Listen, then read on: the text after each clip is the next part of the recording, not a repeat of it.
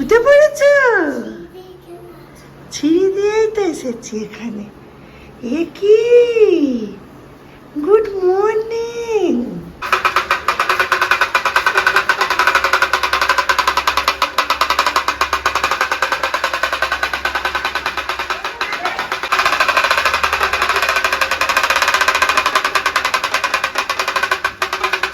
পরীক্ষার জন্য তৈরি? কাশি হচ্ছে আমার, টেনশন হলে খুব কাশি হয়। কাশি হচ্ছে না, রাতে যখন ঘুমোতে যাচ্ছি আমার তাই শুরু হয়েছে। টাটা।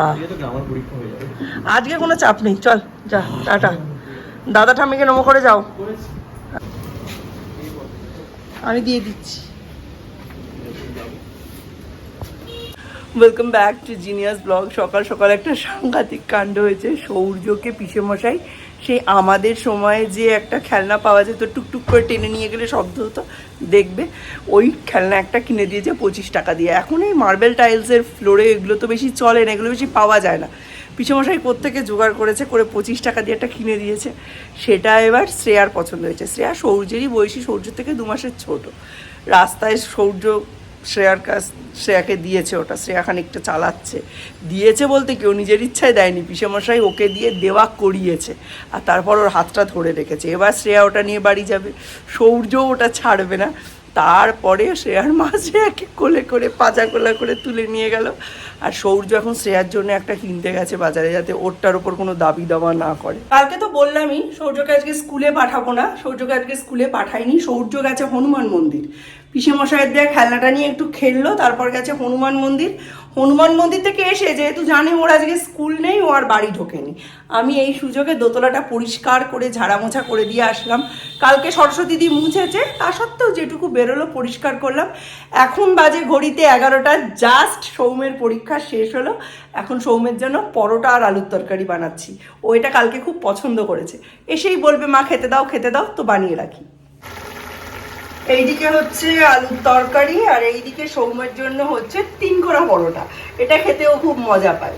আজকে ঘি দিয়েই করছি। সৌমর 3টে আর সৌর্যর 1টা, আমার 1টা। আর এই তরকারি হয়ে গেছে, তরকারি বন্ধ। আলু পেঁয়াজের চচ্চড়ি করেছি, খুব টেস্টি লাগে। ঘড়িতে বেজে গেছে 11টা 25, এখনও বাড়ি আসেনি। চিন্তা হচ্ছে, কোনোদিন সৌম্যের আসার জন্য আমার চিন্তা হয় না। এই পরীক্ষা চলাকালীন আগে তো যেতাম, স্কুল থেকে বেরোনোর সঙ্গে সঙ্গে সমস্ত কোয়েশ্চেন পেপারসগুলো দেখতাম, জিজ্ঞাসা করতাম যে কোনটা কি লিখেছিস না লিখেছিস। এখন তো বড় হয়েছে, এইসব করলে না বেচারির মান সম্মানে খুব লেগে যায়। ইচ্ছে সিনেমাটা দেখেছিলে সোহিনীর, সেইটার কথা খুব মনে পড়ে যায়, মনে খুব ভয় লাগে, ওই জন্য এখন আর যাই না। আসলে বয়স বাড়ার সঙ্গে সঙ্গে বাচ্চাদের সঙ্গে মেন্টাল কানেকশন রেখে মা বাবাকেও অনেক চেঞ্জ হতে হয়। সেটা না হলে না খুব মুশকিল, বাচ্চা কাচ্চাদেরও মুশকিল, মা বাবারও মুশকিল। আজিম ও শান শহনশাহ সালামত রহে। হ্যাঁ, কিরম হলো পরীক্ষা? ভালো হয়েছে, মানে সবই অচেনা পেয়েছো, কারুরই খারাপ হয়নি, ভালো হয়নি, সেই জন্য ভালো হয়েছে। বাহ, অ্যান্সার মিলিয়ে এলি, ওই জন্যই দেরি হয়েছে। আমি তোর জন্য টিফিন করে রেখেছি। ও পরীক্ষার আগে মেলাসনি? আমি ভাবলাম পরীক্ষার আগে মিলিয়েছিস। এই যে পরোটা আর আলুর তরকারি, ঘিয়ের পরোটা। আগে খাবি, হাত পা ধুয়ে, তারপর চান করবি, তারপর ঘুমোবি, ঘুম থেকে উঠে লাঞ্চ করবি। এখন সৌর্যকে নিয়ে আমি যাচ্ছি ওপারে। দুটো মানে নাইটি কেনার আছে, সব নাইটি ফাইটিগুলো নষ্ট হয়ে গেছে। আর এই গরমে খুব মোটা পরতেও ইচ্ছে করে না, আর ওটা ছাড়া শান্তিতে কাজও করতে ইচ্ছে করে না। তো এখন যাচ্ছি, যাই সৌর্যকে নিয়ে যাচ্ছি, যেহেতু টোটোয় যাচ্ছি। সৌর্য যাবে তো আমার সঙ্গে? সৌর্য আমার সঙ্গে যাবে, আমরা নাইটি কিনবো, তারপর স্কুল ফিস দিয়ে চলে আসবো। এত রোদ্দুর বাইরে, বাপ রে বাপ, পিন ফুটছে পুরো মনে হচ্ছে। সেদিনকার এই বাচ্চা সৌর্য কত কথা শিখেছে দেখো। হ্যাঁ মা, ধরে থাকবো। হ্যাঁ, আমি তোমাকেও ধরে থাকবো। প্রচন্ড জ্যাম এখানে। একটু আগেই সৌম্য এখান দিয়ে ফিরলো। চলো সৌর্যকে নিয়ে এগোই। দিয়ে যাচ্ছিলাম আর ভাবছিলাম কখন সৌর্য মনের ভুলে খেলনার দোকানগুলোকে পাশ কাটিয়ে এগিয়ে যাবে। বাপরে বাপ। পর আমরা অরবিন্দ রোড ধরে হাঁটতে হাঁটতে গোপাল বসু মার্কেটের উদ্দেশ্যে রওনা দিলাম। কেনাকাটি ওখানে কিছুই করার ছিল না। 6 মাস হলো উদ্বোধন হয়েছে, একবারও আমি যাইনি। ছোটবেলার পাড়া, তাই দেখতে গিয়েছিলাম। চলো একটু ভেতরে গিয়ে দেখি কি কি এসেছে। কাজ চলছে এখনো। গোপাল বসু মার্কেটে রয়েছে স্টেশনের বিশেষ সুযোগ। এখানে ঢুকে যার পর নাই আমি বিরক্ত হয়েছি আর আশাহতও হয়েছি। পুরনো অরবিন্দ রোডের যে জমকালো ভাব, যে চার্ম, সেটা কিন্তু আমি গোপাল বসু মার্কেটে ঢুকে একটুও। আমাদের মার্কেট ঘুরে দেখা হয়ে গেছে। এইবার আমরা যাচ্ছি, যেটা বাজার করতে এসেছি সেটা কিন্তু মার্কেটের ভেতরে আমরা কিছু খুঁজে পাইনি। অ্যাকচুয়ালি এই মার্কেটগুলো সব অরবিন্দ রোডে ছিল, সেগুলো এখানে চেঞ্জ হয়ে এসেছে। কিচ্ছু খুঁজে পাচ্ছি না, আমাদের দোকান হারিয়ে গেছে। চলো, আমরা চলে এসেছি বিবেকানন্দ স্টোরসে, কিচ্ছু খুঁজে না পেয়ে। এখান থেকেই আমি আমার নাইটিটা কিনেছিলাম, এবারেও কিনবো। চলো। আমি কিন্তু বরাবরই এই বিবেকানন্দ স্টোরস থেকেই আমার নাইটিগুলো কিনি। বছরে প্রায় কম পক্ষে আমি 6 বার অন্তত বিবেকানন্দ স্টোরসে যাই আর এখান থেকেই নাইটিগুলি কিনি। অ্যালান কাট বলো, গোলগলা বলো, সবই পিওর কটনের পাওয়া যায় আর খুবই রিজনেবল দামে।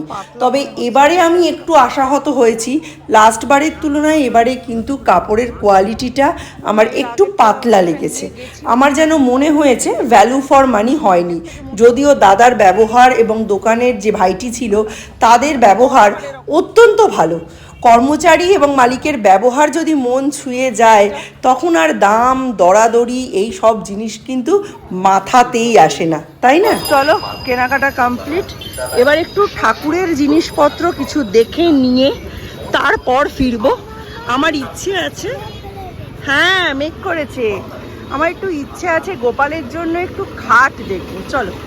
অনেক দিন ধরে জন্মাষ্টমীর পর থেকেই গোপাল দাদা আমার মাথায় উঠে রয়েছেন, কিন্তু সাহস করে পুরো দায়িত্বটা নিতে পারছি না। এখন এত এনগেজমেন্ট আমার যে আমার পক্ষে সম্ভব না। ট্রেন দেখছে, এইবার যাব বাড়ি। এই যে একা একা হাঁটছে, আবার কত সাহস হয়ে গেছে। স্টেশনে আস্তে আস্তে স্টেশন ভালো চিনে গেছে। অনেক দিন পরে এসেছি নার্সারিতে, একটু দেখি তারপর যাচ্ছি। একটা ডোয়ার্ফ মাধবীলতা খুঁজছি, দেখা যাক। উনি বললেন আছে। ফুল আসছে, আচ্ছা। হ্যাঁ হ্যাঁ, আমি আগা ছেটে দেবো। এখানে অনেক টবই আছে। উনি 10 ইঞ্চি একটা মাটির নিচ্ছেন। উনি একটু বাইরে বের করে দিচ্ছেন যাতে আমাদের সুবিধা হয়। একটু ভ্যান অবধি নিয়ে যেতে হবে। হ্যাঁ, রিক্সায় বা ভ্যানে কিছু তো একটা নিয়ে যাবো। আসো সূর্য, থ্যাংক ইউ। আরে যাবে যাবে যাবে যাবে, আমি যাব। ওই যে আঙ্কেল বেঁধে দিচ্ছে টপটা, নইলে কি হবে, টপ তো পড়ে যাবে না। তারপর এই দাদার সঙ্গে গল্প করতে করতে বাকি রাস্তাটা বেশ ভালোই কাটলো। তাড়াতাড়ি বাড়ি পৌঁছে গেছি।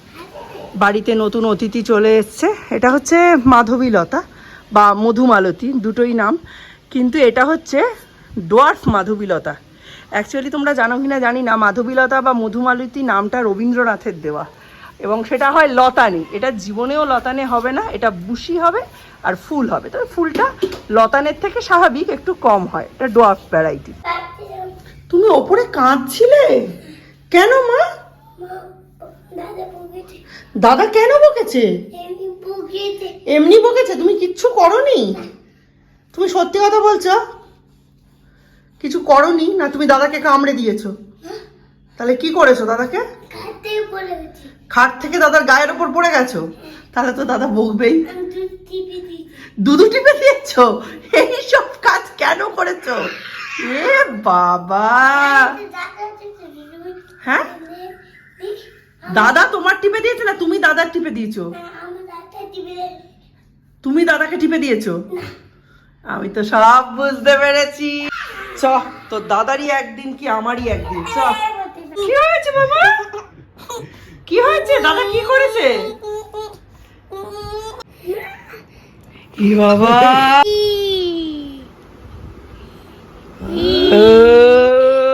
পর আর তোমাদের সামনে আসা হয়নি। সরাসরি এলাম 7:30 8টা নাগাদ। এই সময় একটু হাঁটাহুঁটি করে আমি চা খেয়ে নিলাম। সৌম্য একবার আমার কাছে এসেছিল বলতে যে মা তুমি যে হাঁটছো আমি কি একটু ভিডিও করে দেবো। অন্যদিন ওই করে দেয়, কিন্তু আজকে চরম বকা খেয়েছে। কারণ তোমরা সকলেই জানো সৌম্য প্রচণ্ড দুর্বল ফিজিক্সে। শুধুমাত্র ওর দুর্বলতা কাটানোর জন্যেই আমি মাদ্রালে একজনের কাছে ওকে ভর্তি করে দিয়েছি আগের পরীক্ষাটার পরপরই। উনি উইকে মাত্র একদিন পড়ান, 800 রুপিস নেন এবং উনি প্রচণ্ড প্রচণ্ড প্রচণ্ড ট্যালেন্টেড। তাই সৌম্যকে বকাঝকা দিয়ে বসিয়ে দিয়ে আমি রান্নাঘরে চলে এসেছি। আর রান্নাঘরে এসে কাপ ঝুড়ি হাতি ঘোড়া যা যা পেয়েছি হাতের সামনে সব কিছু মেজে পরিষ্কার করে নিয়েছি। এই গ্লাভসগুলো আমি মিশো থেকে কিনেছিলাম বাসন মাজার কাজে। এগুলো কিন্তু ভীষণ ইউজফুল। এগুলোকেও ভালো করে ধুয়ে আশপাশ পরিষ্কার করে নিয়ে তারপর ঠিক করলাম রান্নাঘরে প্রতিদিনকার ব্যবহারের যে ন্যাকড়া চোকড়াগুলো আছে সেগুলো একটু ফুটিয়ে গরম জল ঢেলে সিঙ্ক আর টাইলসগুলোও যেন পরিষ্কার করে নেওয়া যায়। পুরো কাজটাই আমি 9:45 কি 8:30টার মধ্যেই কমপ্লিট করে ফেলেছিলাম। তারপর সমস্ত জিনিসপত্র উপর দিলাম, কিন্তু কোনো লাভ হলো না। আবার সিঙ্কে ধীরে ধীরে জিনিসপত্র জমতে লাগলো। বুঝেই গেলাম যতক্ষণ রান্নাঘরে আছি বাসন জমতেই থাকবে। পিসি এটা দিয়ে গেল 2 ভাইয়ের জন্য, বাবাটাও ভাগ পাবে। মিশ্র বিশ্বাস চলে এসছেন, এখন বসিয়েছি চাটা করে ডিমের তরকারি করব। ডিম তো ছিল না, এই সৌম্য এনে দিল। আর আমার ঘরদোরের কাজ কমপ্লিট, হাঁটা কমপ্লিট, পুরোটাই বাড়িতেই করতে হয়েছে কারণ এখন বাড়ি থেকে বেরোনোর অবকাশ নেই। 29শে সেপ্টেম্বর অবধি বাড়ি থেকে আমি বেরোতে পারবো না। তো চলো এখনকার মতো আমি ব্লগটা এখানেই এন্ড করছি। দেখা হবে নতুন একটা ব্লগে। নতুন অনেকেই আমার ব্লগে আজকাল জয়েন করছো, তাদের প্রত্যেককে অনুরোধ রইল নিজের পছন্দের যে কোনো একটা ব্লগ ফুল ওয়াচ করো, তার সাথে সাথে বেল নোটিফিকেশনটা অল সেট করে অন করে দিও। নতুন নতুন ব্লগ নিয়ে আসছি প্রত্যেক দিন দুপুর 2টোয়। দেখা হবে নতুন ব্লগে, ততক্ষণের জন্য টাটা বাবাই, গুড নাইট। ভিডিওটা শেষ করার পরে দেখি মেনুই চেঞ্জ হয়ে গেছে, হবে আলুর পরোটা। কি আর করা যায়, সব কিছু ভিজিয়ে টিজিয়ে দিয়ে নতুন করে কাজে লাগলাম। নব উদ্যমে আলুর পরোটা বানালাম। আর সয়া সস নিতে গিয়ে দেখি সব শেষ। জল মিশিয়ে সয়া সস বানিয়ে আলুর পরোটাটা খেয়ে নিলাম।